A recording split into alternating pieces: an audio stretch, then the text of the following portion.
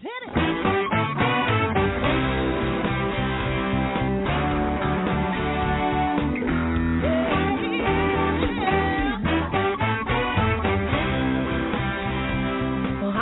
And welcome to Alzheimer Speaks Radio. I'm your host, Lori LeBay, and I'm so excited that you're joining us today. We are going to have a fascinating conversation as usual as we learn from people all around the world at all ages and stages of life. Stay tuned as we shift our dementia care from crisis to comfort. All right, here we go. What you think about, you will bring about.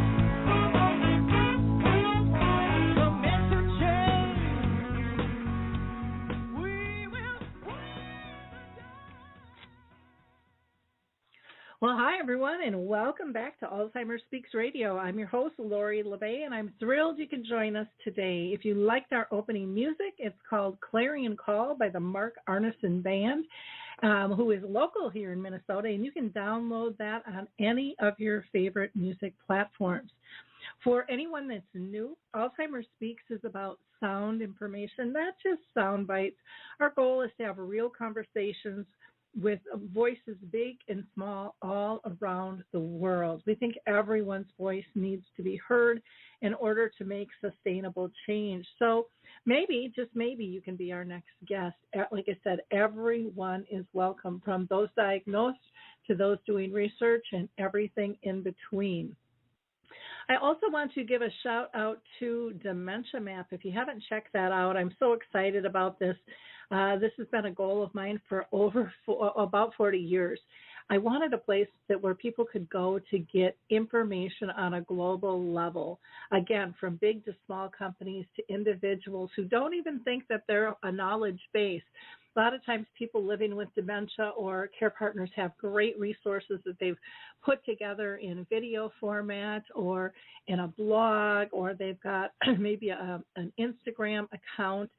We want all of those types of things in here, as well as the professionals, because they're all so helpful. So check out the map. Get on Dementia Map.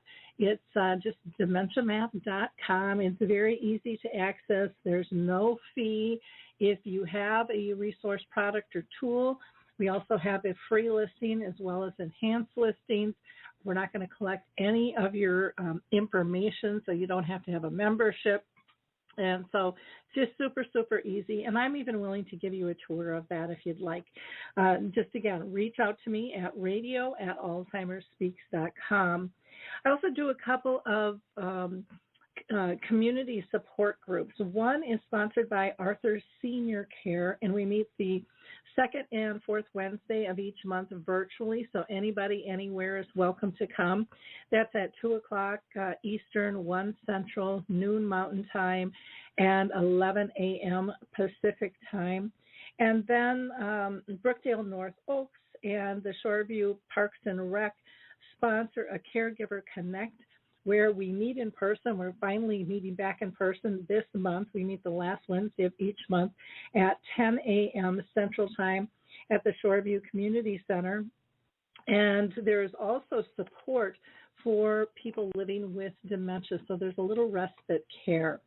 On May 25th, I will be down at Friendship Village in Friendship Hall down in Bloomington, and I'll be doing a program called As the Cookie Crumbles. That will be an educational presentation primarily for professionals from 5:30 to 7:30 p.m. And let's see, the Memory Camp in Wisconsin is going to be open again August 15th to the 18th. This is a summer camp where family can participate with their loved ones who have mild to moderate dementias. And you can reach out to them to register at 715-479-8255. Have just a couple more announcements here. Maud's Ventures is still open. You can get seed money. They have 3 different challenges that they have out there, but you can win seed money of $50,000 to $100,000. So go to maudsventures.org. And next we are going to hear from the Adaptive Equipment and Caregiving Corner. They're going to talk a little bit about the footbar walker, and I'll be back and introduce our guests because we're going to be talking about common myths and beliefs and stigmas and ways we can dance around those and live a little better alongside dementia. I love the footbar walker, and let me tell you why. It is the option for my toolbox that I've been waiting for. Let's be honest, there are some clients who, despite our best rehab efforts, just aren't able to return to performing a sit-to-stand transfer on their own. Now I can offer my caregivers an easier, safer option that doesn't involve hoisting their loved one up from a sitting position. I don't recommend this walker for all of my clients, but I do recommend this walker for those caregivers looking for an easier, safer option with transfers. I would also encourage other therapists to add this walker to their toolbox. It's kind of like having my own mobile parallel bars for the client to pull up on. Whether it's a family caregiver at home helping a loved one with Parkinson's or dementia, CNAs in a long-term care facility assisting their patients, or therapists adapting to client and caregiver-specific needs, we now have a very safe and effective option to offer in the footbar walker. Check this product out at thefootbarwalker.com. That's it for today from Adaptive Equipment and Caregiving Corner. Have a great day, and don't forget, if you can't do it, adapt it. I just love both of those companies. They're doing amazing work. Well, let's go ahead and get on with our conversation today. Our guest is Donna Marentay, and she is a dementia care educator and the owner of New Dawn Dementia Understanding. Donna is an accomplished nurse who has dedicated her nursing career to geriatric nursing and memory care, and she has a real passion for raising awareness, increasing understanding, and accelerating research for all forms of dementia. So welcome, Donna. I'm thrilled to have you with us today. Thank you, Lori. It's very nice to be with you. It's my pleasure. Yeah, I'm really looking forward to this conversation. I don't think we can talk enough about myths and how we care and how those stigmas can sometimes cripple us in our thoughts and our abilities to truly care for somebody. But before we get into that conversation, I would just first like to ask you, and I ask this to all my guests, if you have been personally touched in your own family, excuse me, my spring frog has returned here. If you have personally been touched by dementia in your own family or circle of friends? Well, it's going back over 35, 40 years now. But back in the 70s, actually, my mom's sister, what I now know was Alzheimer's disease.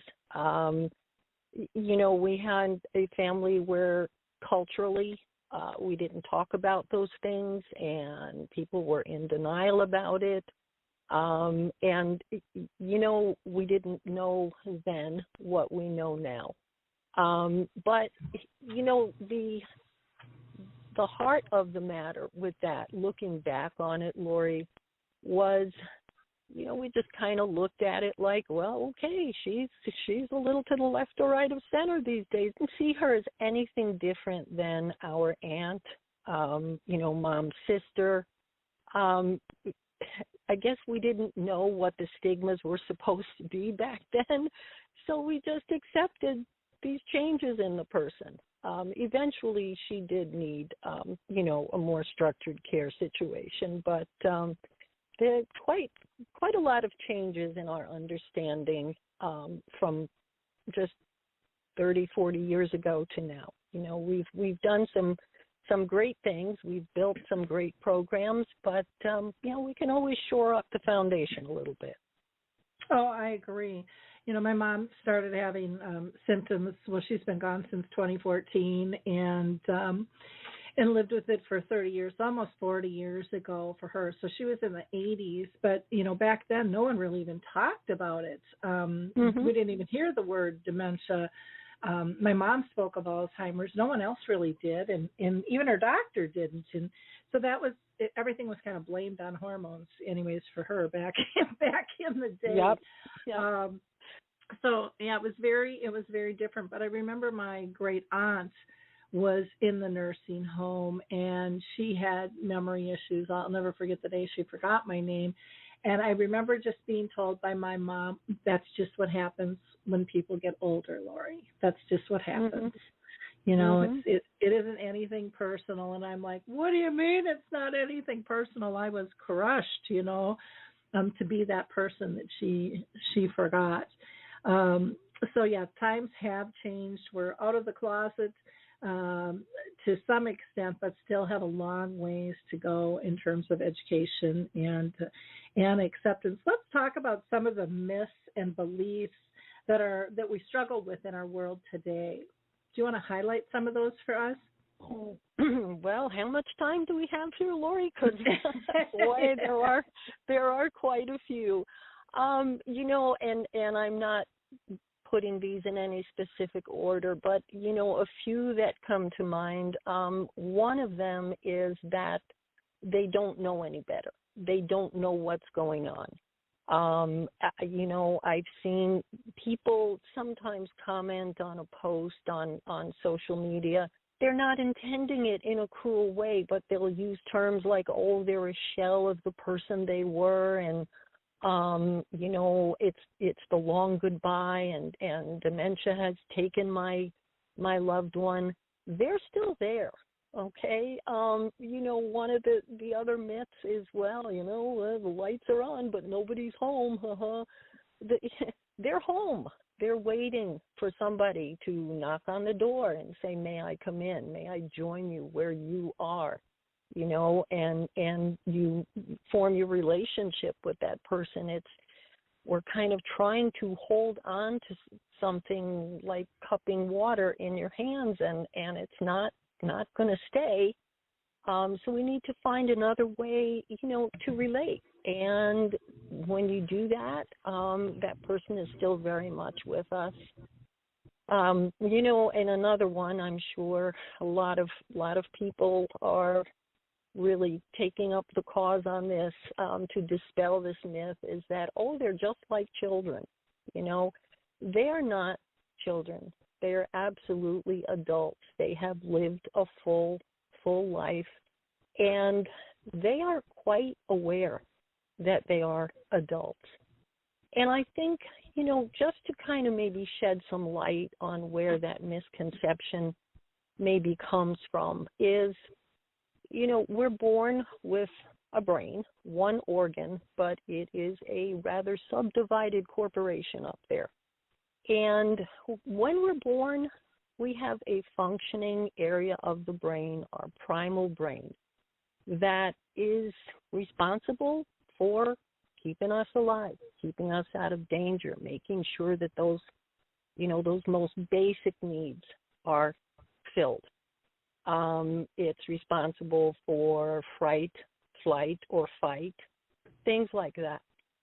The executive part of the brain, the reasoning ability, the social filters, the forward planning, decision-making process, those things come online as we develop them. Kind of like, the old computers came with just enough hardware to boot it up and get you started, but back in the day, you used to have to download the software to make it do fancy stuff.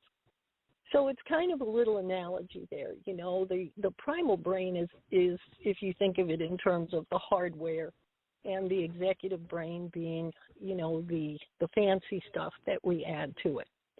So you have a child. You have a young child, and their primal brain is, crying out when they're hungry and thirsty. You know the drill. But as they're growing, those other exec functions, the thought process, the social control, knowing when to stop, when to, do this and not do that, all of those things are developing until adulthood, and then they're fully developed. Now, with some dementias, and one size does not fit all, some of those executive functions are being affected by the underlying disease process. And so some of those functions might be going offline. It presents challenges, presents, workarounds, and so forth. So I think where that stigma, that myth comes from of, oh, he acts just like a 2-year-old, is if you look at a 2-year-old and you were going to plot their development on a piece of graph paper, they're going up, up, up. And if you look at a person who is challenged by certain, things with dementia, some of their functions might be weakening. They might be coming offline. And if you plot what's going on with their executive functioning brain, you're going on a little bit of a downward slope. At some point, if you were going to put the toddler and the adult on the same piece of graph paper, it's possible mathematically some of those dots might overlay. But it's not because of retrogenesis that, they're going back to their childhood. It's just that those functions that we've come to rely on in our executive brain are being challenged. They're going offline. And so, people tend to look at it as, well, their behavior is like a 2-year-old, so, talk to them like a 2-year-old, treat them like a 2-year-old. And that is so disrespectful. Again, they know that they're adults. The lights are on and they are home. They're in there, and it's our responsibility to find a way to them, to join them where they are in their process. And that's my story, and I'm sticking to it, Lori. Well, it's interesting because all of the phrases that you use, they don't know any better, they're a shell of a body, the long goodbye, dementia's taken them from us, the lights are on but nobody's home. I mean, all of those things that we have heard. And one of the things I can honestly say that frustrates me is some of our larger organizations still use, and I'll use the example of a long goodbye. And even when I'm asked to speak on the summer solstice, which is the longest day of the year, which everybody has tied into this long goodbye, say, try the long hello. Try anything but the long goodbye. There's a lot of life to be lived there. And I get really frustrated when we use fear to raise money and to get people's attention. I think we really need to give hope. When you say, they're just like a child, and you're saying, no, they're not. They've lived a whole life. But I do have to say for my own mother that she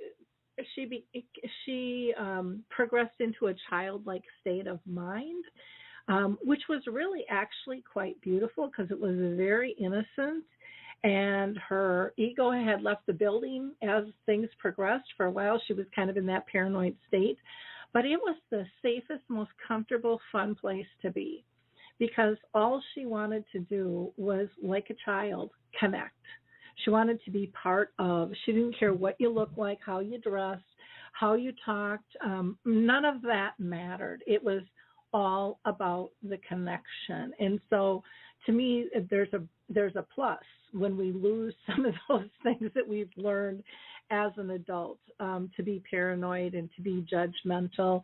And the other thing that clicked with me is when you said, they've lived a long, full life. And one of the things that people learn in this long, full life is how to read nonverbals. And so many people, I think, believe that a person with dementia isn't seeing any of that. So if we put on a superficial smile and say everything's fine, we really think that's true. That's all they're going to see. But they're reading all the angst within us and our twitches and our little things that our bodies do, and they know something's off. And it can be really, I think, uncomfortable for them. And then they mirror it back, and then we get mad at them because they're edgy, when actually it was us that brought it into the room in the first place. So I think there's so many levels to all of what we're talking about here, and part of it is learning to look for the beauty within this process. And granted, there can be a lot of sadness, and if that's what you want to focus on, you'll find it. But and again, I'll go back to the example of my mom. I remember her coloring with my daughter, who was, I don't know, 3-5 years old or something, and coming back, and they both held up their pictures. You couldn't tell who was happier or who had more pride in terms of showing their artwork. And it was this simplicity and this beauty and this pride of being connected and being joyful. And I'm thinking, I never would have seen that without dementia in my mother. And that, to me, that was a huge gift. Absolutely. And, we, with dementia, we do not lose our ability to feel emotions. That, the emotional memories and the emotional connections, those are part of our limbic memory, the more, amygdala. And dementia doesn't touch that. And so many times, people, and understandably so, again, this is certainly not, hard-hearted or critical, but so many people give up because you'll hear them say, well, I can't have a conversation with my husband anymore, or, I can't even talk to my parent or my sister, and they give up at that point. But, my thing is, never in your 60 years of marriage did you ever just sit in companionable silence and hold hands, or, maybe you had a friend that was going through a tragedy in their life, and words would have been an insult to the gravity of the situation. So you went, you gave the person a hug, you sat with them. There are so many ways to connect and communicate with a person. The sense of smell. Was Dad's hobby woodworking? Wrap that blanket or that pillow up in some cedar chips, and let it unlock those wonderful emotional memories. They're there. That's the point. They are absolutely there. The thing with the long goodbye, that it kind of feeds on itself, Lori, I think, because, well, number one, life itself is a long goodbye. If you think about it, we all know where we're going, but we live life to the fullest anyway. Part of that misconception, that stigma of the long goodbye, is because when people receive that initial diagnosis of Alzheimer's or, another dementia-producing disease process, Lewy body or whatever, it's either the person, the very well-meaning caregiver, care partner, decides the axe has to fall right now. Take away the car keys. No, you can't cook dinner. You might burn yourself. And, it's kind of, we rush in. We mean well, but we rush in for a siege rather than set up a little perimeter, be vigilant, just keep aware of any changes. But the point is that the changes that come about with dementia, with any kind of dementia, come about slowly. If something was acute and overnight, then that's more probably a treatable delirium than a dementia. Changes with dementia come on slowly. And so the changes that a person makes in their life should equal that pace. We've got a lot of the frustration comes in with people can still do this. Okay, I've been diagnosed with dementia. This morning, maybe I was out chopping wood on the back 40 like I've done every October for the last 50 years, and went to the doctor because I was noticing some memory loss and got that initial diagnosis. And the next thing you know, the wife is on the phone to the neighbor from the doctor's parking lot. Hurry up, hide the axe. He's got dementia. And we put these changes in place way ahead of when we need to do that. And this is where, yes, we're not going to, we'd be, kind of pie in the sky to say that dementia does not cause some form of functional disabilities as it progresses. But I think that a lot of times, Lori, we create more functional disability than the disease process itself. Mm-hmm. So, I mean, monitor the person and not monitor them like we need to be helicopter caregivers, but just be aware. Be aware of the changes that you see coming on and slowly, introduce some changes that are not going to decimate their life as they know it. There's your long goodbye right there. We create that functional disability long before it has to be there. Mm-hmm. Well, that is so true. And again, it all starts a lot of times just at the doctor's office in what we're mm-hmm. told or not told. We're told, get your affairs in order, and I mean, you think they're going to be gone shortly. I mean, my mom lived for 30 years. Many people are living a lot longer now because they're getting diagnosed earlier. We should expect that. And like you said, not everything progresses fast. In fact, most of them don't, with that. And so it really is about getting a proper assessment, understanding that just because this happened to your friend doesn't mean it's going to happen to your loved one, or that you read something in a book, the old saying, when you've met one person with dementia, you've met one. Everyone is different, and every person and every family's values are different in terms of what's important to them. What do they like to do? How do you keep them engaged? All of those things matter when it comes to making those decisions, and I think we really need to have conversations about what is important to all of us. If we would lose, our normal capacities that we're used to, and yet society is so frightened to have those conversations, and yet sooner or later we're all going to exit. Go ahead. Well, that's the thing is, if you're in your 70s or 60s or 70s, you should probably have your paperwork ready anyhow. I mean, mm-hmm. It's something we all, as you say, we all need to think about that. But I think, a lot of it too, Lori, is we need to educate not just caregivers, not just nursing home administrators.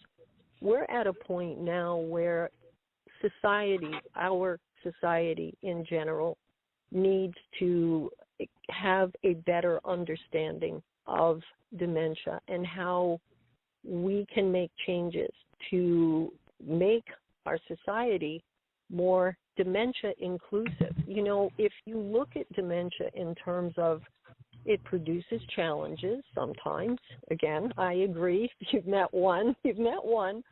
But, speaking in acceptably general terms here, let's say dementia is going to present challenges, and those challenges may lead to certain disabilities.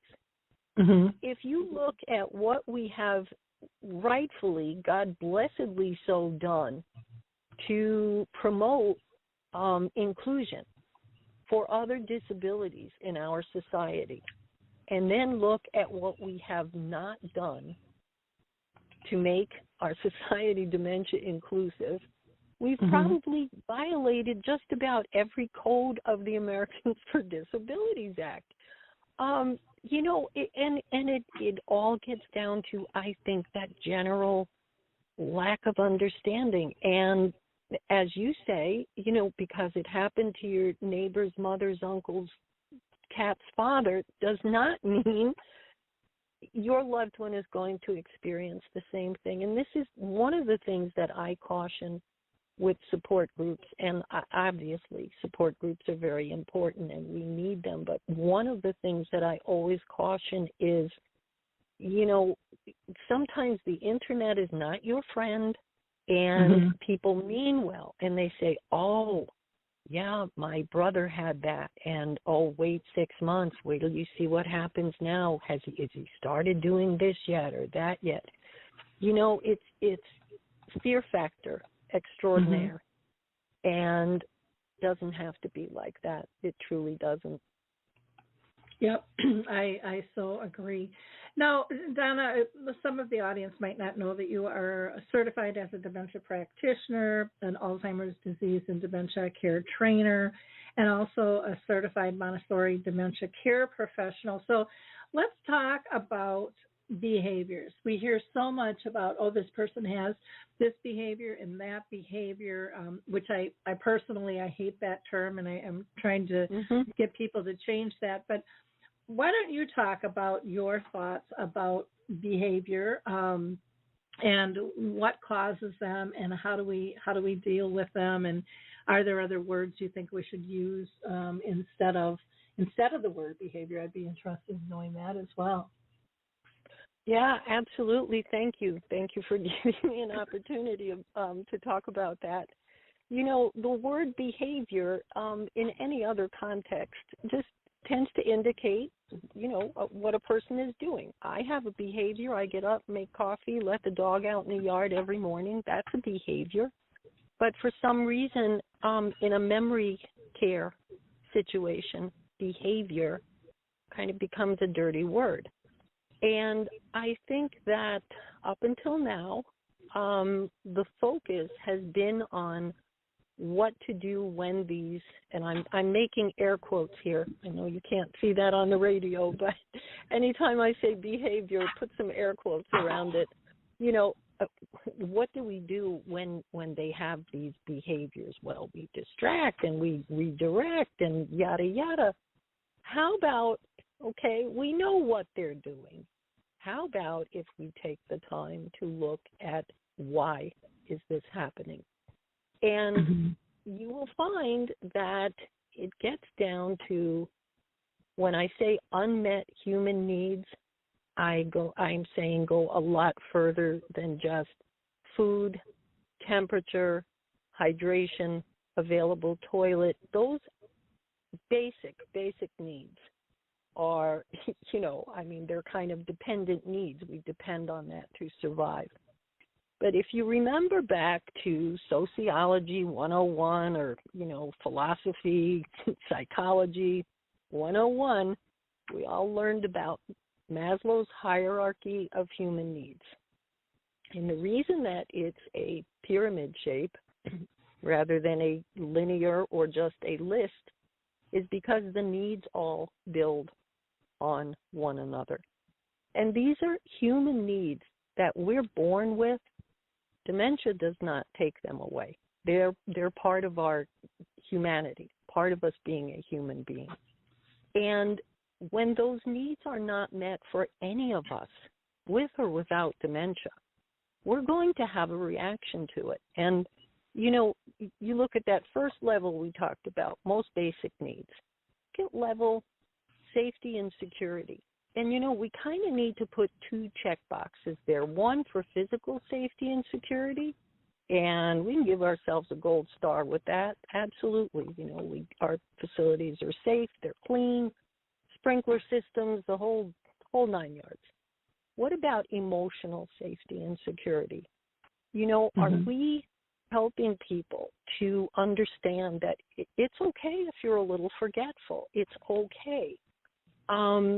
You know, many times when someone living with dementia says, I want to go home, wrong answer is, oh, this is your home now. You know, your children want you to live here so you'll be safe. Yeah, let's not say that, okay?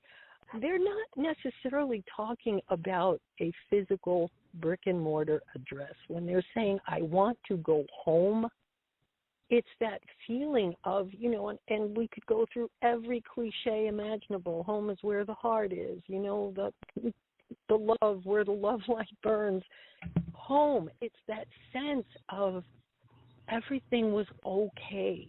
You know, I had purpose. I was head of the household, and I want to go home. I want to go back to that place. So we need to make sure that we're taking care of emotional security and safety as well. Third level, socialization. Are they part of a group, or maybe have they been an introvert all their life? How can we best respect that? Fourth level, fifth level, self-actualization. If those needs are not met, purposefulness, is on that fourth level there, you need to have a reason to want to get out of bed in the morning. And so when you look at what some other countries are doing, and this is not a slam on the United States, okay? We buy furniture from IKEA. We import wines from France. We can take some pointers from other nations. But if you look at Dementia Australia, Netherlands, France, it's a very much of a habilitative, what can you still do that gives you purpose? And that's what's fostered, rather than this, this helicopter, you can't do this. Nope, sit down, Jack. Nope, go, let's get away from the door, Molly. And then we wonder why they say no a lot. It's the only one they hear. And so these needs, these human needs, if they are not met, people will react to it, and then we call it a behavior. And rather than validate what's going on, we redirect, change the subject. Oh, let's go over here. Let's not do that. Let's go get some candy. Let's go play bingo. Redirection without validation is you're putting a Band-Aid on an infected wound. It's going to continue to fester. Mm-hmm. Popping somebody an Ativan or a Xanax because they're having, a behavioral outburst. Again, you're putting a Band-Aid on an infected wound. You've got to get in there and you've got to treat that wound bed and heal it and find out what's wrong. This is where the behaviors are coming from. And, think about it. A lot of times, Lori, and it's good, people will say, put yourself in their place, and it helps build empathy. And that's very true. But that's only going to get us, 75, 80% there, because at the end of the day, we, the caregivers, the care partners, we don't have dementia. So what I tell people, what I suggest is take the dementia out of it. Put yourself in that situation without dementia. Those first weekends of the pandemic shutdown in 2020, we couldn't really go, well, we went to work because of the field we're in, but socially, you couldn't go anywhere. Everything was closed. You couldn't see your friends. Did we not find ourselves kind of getting a little antsy, walking around the house, looking for something to do, bored, frustrated? Were we the most pleasant person in the family by the end of the day? Possibly not. You go to the store, you have a home improvement project, you can't find the paint. All of these things, we have that need to feel purposeful, okay? Mm-hmm. And dementia does not change that. So when we're looking at behaviors, before we get to, okay, what are we going to do? They're having an outburst. Why are they having an outburst? What's missing? What are we not providing from that hierarchy, from those levels of that hierarchy? What's missing? Because when we can provide that emotional safety and security and socialization, even if they are an introvert, socialization in the sense of I see people and they see me. They still see me as a person. That counts as socialization. Purposefulness. How advanced is their dementia? Can they still be in charge of putting an orange next to everybody's plate at the breakfast table in the morning? A sense of purpose. So, we need to get to the root cause of it before we can pat ourselves on the back and say, oh, well, bring out the activity kit. That'll bring out the bingo chips, let them sort them by colors. No. It's people need a purpose in life. They need to be reassured that we have not given up on their humanity. Well, and there's a big difference between being kept busy and feeling purposeful. And one of my favorite sayings is by Harry Urban, Living with Dementia. And he says, I used to love relaxating before I got dementia. I still do. Sit with me and listen to the birds and feel the sunshine and the breeze on your face. Enjoy that with me. You don't have to keep me busy all the time, and I think, for myself, I think I kept my mom busy or than what needed to be because it made me feel good, like I was doing something with the disease that didn't have a cure, because nobody taught me anything different, back in the day. Using that word behavior, I think we have to look at it as a clue that something is wrong. Something has triggered them. So getting to that why, like you said, what's triggered them? Why are they acting like this? They're trying to communicate to us in a new way because they might not have the words to be able to tell us. What is going wrong. And I loved when you tapped into Maslow's theory too, because and using the example of home, because it really is about feeling comfortable, feeling like you belong, feeling safe. And a lot of times we're not looking at it like that. We're just looking at a question to answer, and it's so much deeper, so much deeper than that. And we have to. Go ahead. Sorry, go ahead. I was just going to say, and we have to really tap into our skills of reading nonverbals and up the ante, because a lot of times their nonverbals will tell us what's triggering them, but we're not paying attention because we want the words, and yet when I'm talking to you or anyone else, I'm reading the whole package. But when it comes to somebody with dementia, it's like that gets turned off. And we're just so focused on the words. Yes, exactly. And we're and that's an example, I think, Lori, of where we're focusing on the disability rather than the ability. Habilitative dementia care enables disabled. And if all we're focusing on is the words that they're missing, or the social filters that are no longer there, don't focus on the whole of the donut. Focus on the cake around it. There's no point in focusing on what isn't there anymore. There's a whole lot of stuff that's absolutely still going on, and I think one of the largest mistakes that I've seen in my career as a memory support nurse is people just continuing to try to bring them back to our time, to our reality. And it goes back and forth, and I understand the argument of people saying, well, you shouldn't lie to them. Well, joining them on their timeline and their reality, it's not lying to them. It's meeting them where they are. It's joining them in that place where they happen to be. And, there again, that emotional comfort.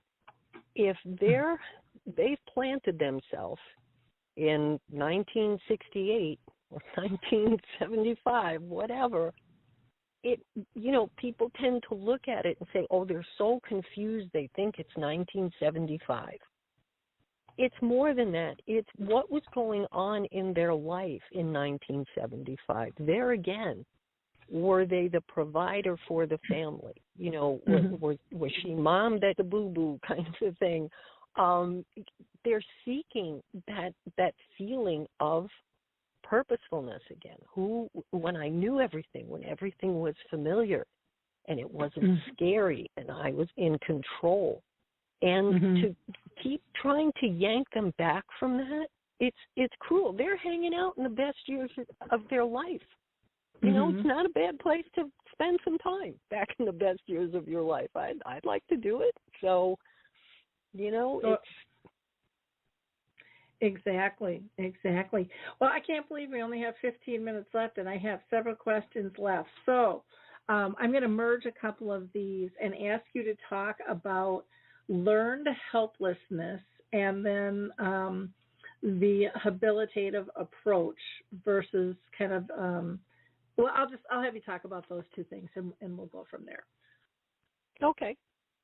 All right, so learned helplessness, that ties, it all kind of ties together. Learned helplessness is actually a term that I learned from Dr. Cameron Camp. He is the sort of father of Montessori dementia care. And in Montessori dementia care, again, you focus on the habilitative, the skills that remain, the capabilities, not the disabilities. And what we do, we make the mistake with the kindest of hearts and the best of intentions, let me do that for you. He can't shave himself anymore. He's got dementia. What if he cuts himself? Well, okay, first of all, there's a reason it's called a safety razor, Let's not give him a barber strap, but, if a person can still do something, we should not assume that they cannot just because they have dementia. Mm-hmm. She loves to cook, or he loves to cook. I don't mean to gender stereotype. I'm just, my parents' generation was about a 70-year gender stereotype. So, excuse me if I revert to that a little bit. So he or she loves to cook. Oh, don't let her peel the potatoes. What if she nicks her finger? Well, what if that happened 40 years ago? You'd go put a little Bactine and a Band-Aid on it and keep going.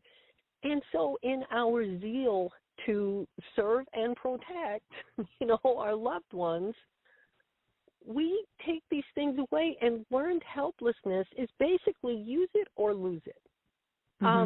Maybe there's, something that we did every day or every week years ago, and then, we kind of stopped doing it, and we try to go back to it. In our own minds, you have to kind of run through, I don't remember how to do this now. I used to knit, I used to crochet, I don't remember how to do it. Learned helplessness is use it or lose it. And this is where, we create a lot of that functional disability before the disease process ever works its way around to it, Let them try. And yes, it might take a little bit longer. It's their timetable, not ours. Their logic makes perfect sense to them. It may take us a time or two to work through some of the, loops and curls of it. We tend to think on a very linear plane, but it's about them. And, and again, not a criticism, but when families or caregivers say, well, why do I have to be the one to make these changes? Well, not for anything, but we're the ones with the fully functioning brains, okay? Our executive brains are still online. It's up to us to find, to read the map. It's up to us to be able to read that map, plug in those GPS coordinates, and find where your loved one is at and go from there. So learned helplessness is something that we do because we think that surely they can't do this anymore. And they can still learn new things. You just need to present it more in the form of demonstrating rather than just explaining things to people. It's more of a visual learning, and they can learn new things. So, I totally agree. Totally agree. Well, that was really helpful, and I love Dr. Cameron Camp too with the Montessori approach. He just does such a great job. In fact, if I'm not mistaken, I think he has a video on YouTube that says, "What if dementia wasn't looked at like a disease but as a syndrome?" And and we would treat it very differently, just like we have developmental disabilities and stuff. We'd be putting supports into place instead of trying to find treatments and box people in. And not that we don't want a treatment per se, but just the whole approach about trying to get people to live as independently as possible isn't what comes first and foremost when people hear about dementia. That's not what they think about. That's, Yeah, exactly. And this is where, as we discussed before, we need a societal shift. We need a complete societal paradigm shift in the way people see dementia. Oh, they can't cook. What if they leave the stove on? Well, you know what? Years ago, I had a $12 coffee pot from Kmart that turned itself off after 2 hours or if the burner got too hot. Now, obviously, that's not cost prohibitive technology. If I only paid $12 for this coffee pot, we can't make a stove that does that. You know, I mean, we need to do more than just hand out cards in public. And I have mixed feelings about those, Lori. You know, you hand out a card. The person I'm with has dementia. Please excuse any behaviors. Okay, now let's say I don't know anything about dementia and you hand me that card. I'm going to start thinking, well, should I back away slowly, get the kids in the house? What does this mean? You know, if you're insistent on handing out cards, how about something like the person I'm with is experiencing some challenges. Thank you so much for helping us make this a pleasant outing. Or, keep it positive. We're scaring people. You know, and it raises money, but, it's research isn't just about, men in white coats with unhappy little mice in a cage and bubbling beakers. Research is about how do we make an inclusive society here? What can we do as a society? And that is habilitative dementia care. To answer your last question there, habilitative, we want to enable rather than disable.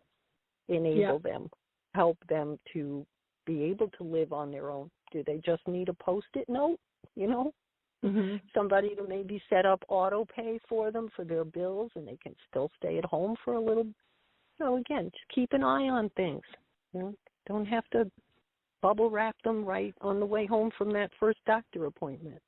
Yep, exactly. Kind of how some parents feel when they bring their baby home, or when they start walking. It's like every corner of every furniture, is now protected, and people are going to fall. They're going to have mishaps. Life is not perfect, but that's also how we all learn together as well. And granted, safety we want to be in the forefront, but we can overkill that too. And some people living with dementia who are in early to mid stages will say, the protection's not worth the risk of losing quality of life. If I make it, go ahead.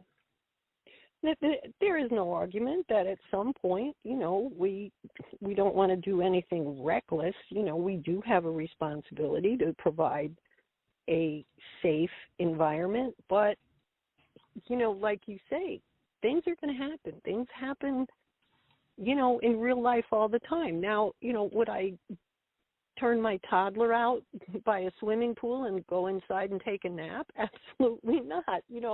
Did they have their skinned knees and little bumps and boo-boos? Well, yeah, they were growing up. And so, in that respect, for persons caring for loved ones with dementia, use your judgment. Where are they at on their journey? I think that's part of the key to it, is to not put them, in this box, but what do they need for where they are at on their dementia journey right now, and save the rest of it for later. They probably will need it later. So don't overcrush it. Yep. Exactly. Well, what would your recommendations be for living well with dementia? what are some things that people can put into place right now? Well, I mean, basically, Lori, a lot of the things that we discussed, if you are in a family situation or, a friend, they are still that same person, and give them the dignity and the respect. It's that golden rule. We learned it in nursery school, do unto others. Living well with dementia means basically living your life to the fullest. Maybe rather than person-centered care, we could call it person-centered collaboration, person-centered assistance, person-centered support. That word care, yes, it can be used in a very beautiful context. I care about you, what a caring person. But in the healthcare field, it tends to have a little undertone of being an invalid. You need care. And, just do your thing. Ask for, if you are living with dementia, make your case. Just you are the person that you are. You are the person that you have always been. And when you yourself feel the need for, maybe it wouldn't hurt if Harry called to remind me about our golf game on Saturday, ask for that help.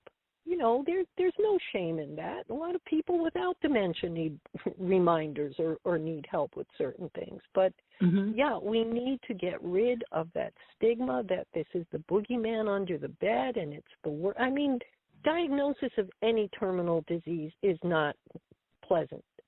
But for some reason, dementia, Alzheimer's, it's become the boogeyman under the bed. Like the worst diagnosis you could get. When in fact, if we can appreciate the fact that we do have a lot of time left with our loved one, make the best of it. Exactly. Well, people can get a hold of you, Donna, by going to your website, newdawndementia.com. That's newdawndementia.com. Or you're also on Facebook at New Dawn Dementia. They can find you that way as well. Did you want to give a phone number or email out at all to people, or do you prefer they just go through your website? No, they're welcome to email me. That's absolutely fine. My email is newdawndementia@gmail.com, all lowercase letters. Okay, wonderful.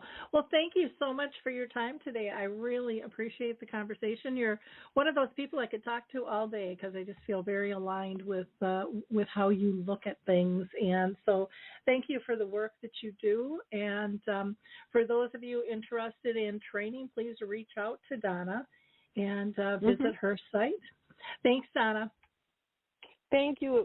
I am grateful to have been here, Lori. Thank you so much for the platform. Wonderful. We are going to hear quickly as we close from the Alz authors. They have a wonderful podcast as well as having over 300 authors that they've pulled together. So please like, click, and share, and visit the Alz authors as well. Hello, podcast listener. If you're caring for a loved one with Alzheimer's or dementia, you'll want to check out Alz Authors, the global community of authors writing about Alzheimer's and dementia from personal experience. We have the most comprehensive collection of hundreds of carefully vetted books and blogs covering all types of dementia and caring situations. Our authors' personal stories and painfully learned lessons can help you on your own journey. We also offer a fabulous podcast called Untangling Alzheimer's and Dementia, which you can find on any of your podcast platforms. Remember, you are not alone. One can sing a lonely song, but we chose to form a choir and create harmony. Find us at alzauthors.com.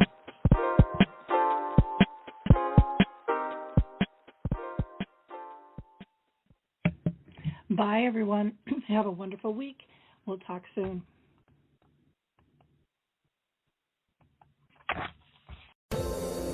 Hi, everyone. This is Meredith from the Senior Fitness with Meredith podcast, where I discuss all things for seniors, from fitness, your health and wellness journeys, how to be all over strong and beyond. I also have my mini podcast called Motivation with Meredith. It's a great, quick motivational pick-me-up for your days. Join me, listen now, search for Senior Fitness with Meredith on your favorite podcast platform.